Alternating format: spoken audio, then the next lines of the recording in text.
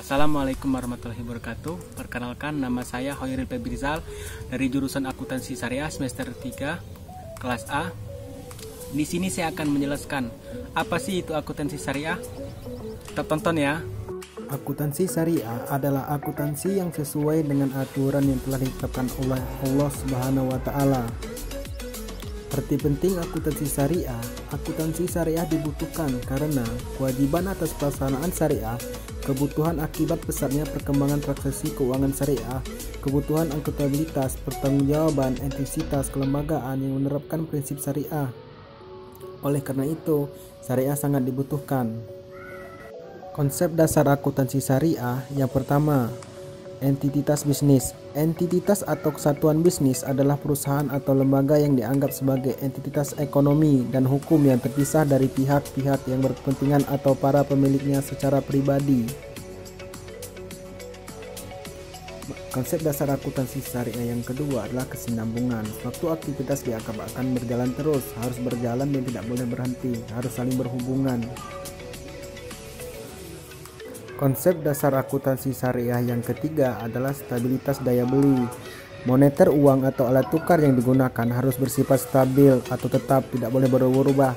Satu-satunya uang yang memungkinkan hal ini adalah uang yang memiliki bahan dasar emas sehingga nilainya relatif setara dengan benda, jadi tidak akan berubah-ubah. Konsep dasar akuntansi syariah yang keempat adalah periode akuntansi. Salah satu tujuan dari akuntansi syariah adalah perhitungan zakat. Zakat diwajibkan ketika harta telah mencapai nishab dan haul. Nishab adalah jumlahnya, sementara haul adalah periodenya yang merupakan setahun. Periode akuntansi syariah mengikuti haul zakat, yaitu setahun. Perhitungan dilakukan setiap akhir tahun. Jadi, perhitungan akuntansi syariah selalu melakukan di setiap akhir tahun. Tujuan akuntansi syariah. 1.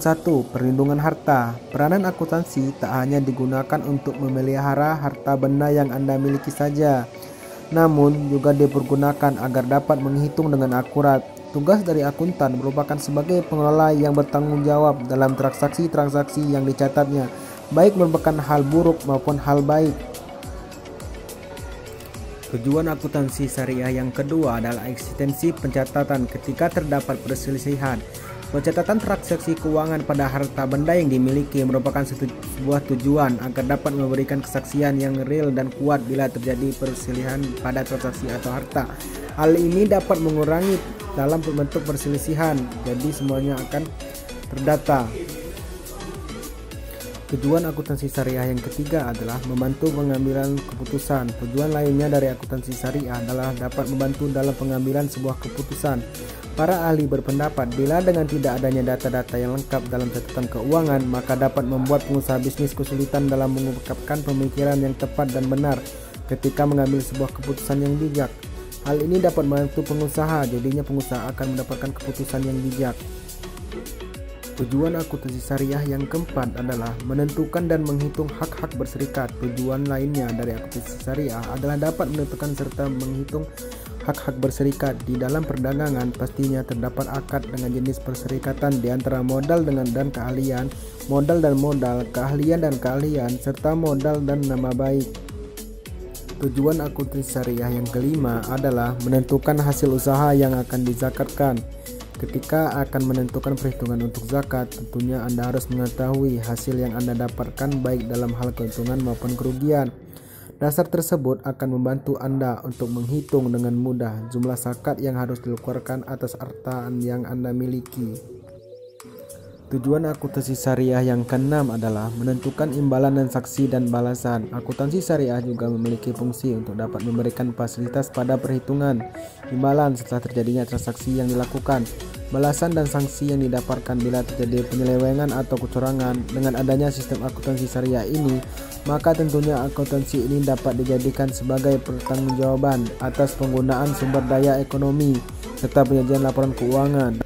Prinsip akuntansi syariah yang pertama adalah prinsip pengungkapan penuh. Prinsip ini mengharuskan laporan keuangan akuntansi untuk mengungkapkan hal-hal yang penting agar laporan tersebut jelas dan tidak menyesatkan. Tidak ada manipulasi, tidak ada yang ditutupi. Jadi, data yang diberikan itu adalah data-data yang benar. Prinsip akuntansi syariah yang kedua adalah prinsip konsistensi. Prosedur yang digunakan sebagaimana yang disepakati di awal harus dianut dan dilaksanakan secara konsisten dari waktu ke waktu dan tidak boleh berubah-ubah.